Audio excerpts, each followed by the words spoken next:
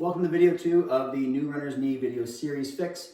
If you have not gone back and looked at video 1 to free up the hip rotation, go back and do that first before you do this one.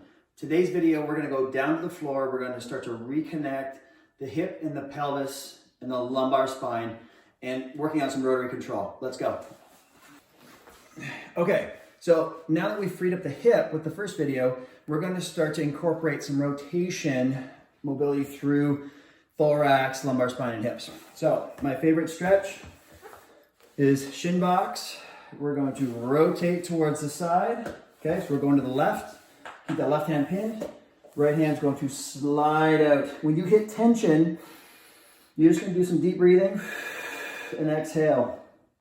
You might feel a little stretch in the shoulder, lower back, but with this top leg here, keep that knee pinned on the floor and reach back towards that wall. It will really open up the front of the hip, as well as work on these spiral lines. So 3 to 5 breaths. Open that up, spin her around, rotate.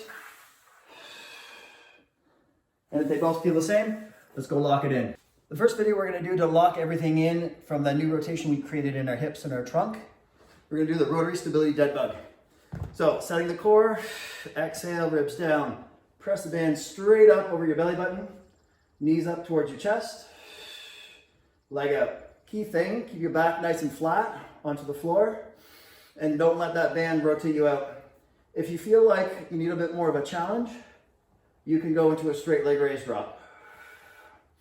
So what we're doing here is we're controlling torque as the hips are moving around the trunk. From there, we're going to move into the rotary stability bridge. So same setup, core on, ribs down, drive those hips up. If you can feel like you can get all the way up and get good control here, go for a single leg. So we can start with marching, okay, on both sides, okay? Or if you can get all the way up and down, feel free to move into a single leg bridge. But you must get into full extension. I don't want to see halving. Don't, get locked up in that hip. You have to come all the way up as though it's 2 legs. If you can't get all the way through, then you're not going to get proper propulsion and you're going to potentially rotate into your lower back. And of course, you're going to do both sides. Okay, 10 to 20 reps. We want endurance because if you're running, it's usually an endurance sport unless you're doing sprinting. Okay, but we still need good control through the trunk and allowing those hips to move in the sagittal plane while we control rotation. Okay, and lastly, even though it's not a true anti-rotation exercise, there is rotation control involved with it. We're gonna come up into a nice little short side plank.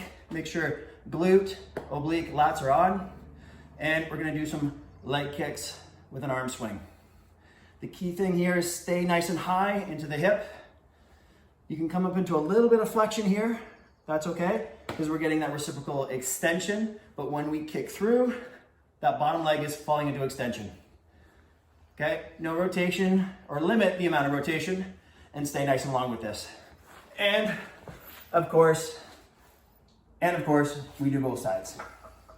Nice and slow, should be able to feel the right muscles.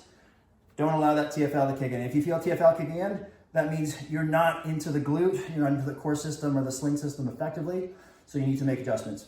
I hope that was helpful. The idea is to control torque coming through. So even though rotation is happening around the joints, we want to limit the amount of rotation that actually happens to the trunk because that's considered an energy leak. And when we're running in the sagittal plane forwards and backwards, we don't want to see a lot of this. That's potential energy that could be used for propulsion. And if we're twisting around that chassis too much, then our nervous system will slow us down. So it's important that we are able to control torque to allow our limbs to move quick.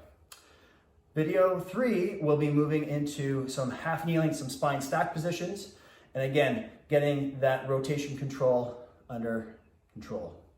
Enjoy.